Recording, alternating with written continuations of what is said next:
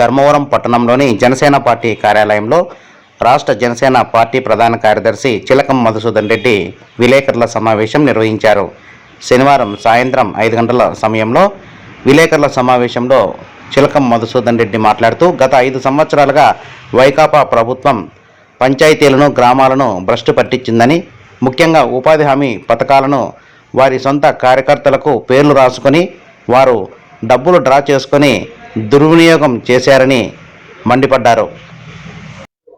అనేక కార్యక్రమాలు అన్ని చదివి వినిపిస్తే మాకు ఈ కార్యక్రమాలంతా ఉండేది తెలీదు, ఎవరు చెప్పేవారు లేరు, మాకు అవగాహన లేదని చెప్పేసి ఎంతో మంది గ్రామ ప్రజలు అక్కడ మాకు తెలియజేశారు. అంటే గత 5 సంవత్సరాల్లో ఈ ప్రభుత్వం ఎంత వైఫల్యం చెందిందో, వైఎస్ఆర్ పార్టీ ప్రభుత్వం, జగన్ రెడ్డి ప్రభుత్వం ప్రజలను ఎంత తప్పుదోవ పట్టించిందో, గ్రామాలను, గ్రామ పంచాయతీలను ఎంత నిర్వీర్యం చేసిందో ప్రజలంతా కూడా అర్థం చేసుకుంటా ఉన్నారు. ఈరోజు ఒకటే పవన్ కళ్యాణ్ గారి ఏకైక లక్ష్యం పంచాయతీరాజ్ వ్యవస్థను, పంచాయతీరాజ్ శాఖను ప్రక్షాళన చేయాలి, పల్లెలను ఆదుకోవాలి, పల్లెలను పట్టణాలతో పాటు అభివృద్ధి చేసే విధంగా ప్రణాళిక రచించి అభివృద్ధి చేయాలి అనే ఏకైక లక్ష్యంతో ఉన్నారు ఆయన. దానికంతా కూడా ముఖ్యమంత్రి చంద్రబాబు నాయుడు గారు ఎంతో ఆయనకు ప్రోత్సహిస్తూ ఉన్నారు. ఎందుకంటే పవన్ కళ్యాణ్ గారు వినూత్నంగా ఆలోచన చేస్తారు. ఆయన ఏం ఆలోచన చేసినా ఒకటే చేస్తాడు. మనకిచ్చిన ఈ యొక్క ప్రజలు ఇచ్చిన అవకాశాన్ని ఉపయోగించుకోవాలి, ప్రజలకు దగ్గర కావాలి, ప్రజలను ఆదుకోవాలి అనే ఏకైక లక్ష్యం, ఈ రాష్ట్రాన్ని ఆదుకోవాలి అనే ఏకైక లక్ష్యం తప్ప ఆయనకు వేరే ఆలోచనలు ఉండవు. ఆయన ఎప్పుడు కూడా ప్రజల గురించి ఆలోచన చేస్తూ ఉంటారు. ఇటువంటి సందర్భంలో ఆయనకు పంచాయతీరాజ్ శాఖ తీసుకోవడం కూడా మన గ్రామ ప్రజలు, మన ఆంధ్రప్రదేశ్ ప్రజలు ఎంతో అదృష్టం చేశారని చెప్పేసి నేను భావిస్తా ఉన్నా. ప్రజలు నిన్న అదే చెప్తా ఉన్నారు, సార్ మాకు పవన్ కళ్యాణ్ గారు ముఖ్యమంత్రి కావడం, మంత్రి కావడం ఎంతో ఆనందం, లేకపోతే మాకు ఇవన్నీ తెలిసేట్టుగా చెప్తా ఉన్నారు. గత ప్రభుత్వం చూసాం మనం, ఎక్కడ చూసినా ఉపాధి హామీ పథకంలో కోట్లాది రూపాయలు నిధులు దుర్వినియోగం చేశారు. ఎక్కడ చూసినా వాళ్ళ కార్యకర్తల పేర్లు రాసుకొని ఉపాధి హామీ కార్డులు తీసుకోవడం, ఒక కార్డు ఇస్తారు ప్రతి కూలీకి, అవన్నీ తీసుకోవడం, అన్ని రాసుకోవడం, ఊరికి పనికి పోయినట్ల రోజువారీ రాసుకోవడం, డబ్బులు దా చేసుకొని దండుకోవడం, కోట్ల రూపాయలు ఎక్కడ చూసినా, ఏ ఊర్లో చూసినా ఇది వాళ్ళు చేస్తున్నటువంటి దుర్మార్గమైన చర్య.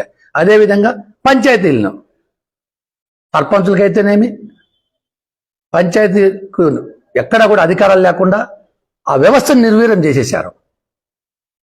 ఆ వ్యవస్థ భ్రష్టు పట్టించేశారు జగన్మోహన్ రెడ్డి. పవన్ కళ్యాణ్ గారు ఇప్పుడు తప్పకుండా ఈ రాష్ట్రాన్ని, మన పల్లెలను అభివృద్ధి బాటలో నడిపిస్తారు.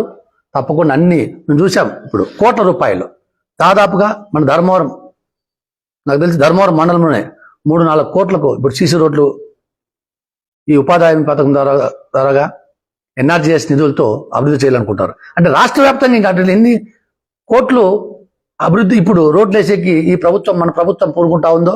పవన్ కళ్యాణ్ గారు సీసీ రోడ్లు వేయించడానికి అయితేనేమి, గ్రామాల్లో డ్రైనేజ్లు వేయించడానికి అయితేనేమి, ప్రతి గ్రామంలో కూడా అభివృద్ధి చెందాలి అని చెప్పేసి తొందరలో కూడా సీసీ రోడ్లు కూడా అన్నీ వస్తాయి. ఎందుకంటే ఇప్పుడు చూసాం మనం 5 ఏళ్ళు ఎక్కడ సీసీ రోడ్లు ఏమి లేవు, ఆ సందు లేకపోయినా అన్ని గుంతలు, డ్రైనేజ్ వ్యవస్థ లేదు. తప్పకుండా తొందరలో అన్ని గ్రామాలు కూడా 1-2 సంవత్సరాల్లో అన్ని సీసీ రోడ్లు వస్తాయి. అన్ని గ్రామాల రోడ్లన్నీ, అంటే గ్రామాలకు పట్టణాల నుంచి పోయే లింక్ రోడ్లన్నీ, పంచాయతీ రోడ్లన్నీ కూడా మార్గదశ పడతా ఉంది. అన్ని రోడ్లు కూడా నిధులు ఆయన కేంద్ర ప్రభుత్వంతో మాట్లాడి నరేంద్ర మోడీ గారి ఆశీస్సులతో తప్పకుండా ఈ రాష్ట్రంలో ఉన్నటువంటి ప్రతి గ్రామీణ రోడ్డును కూడా అభివృద్ధి చేస్తారు.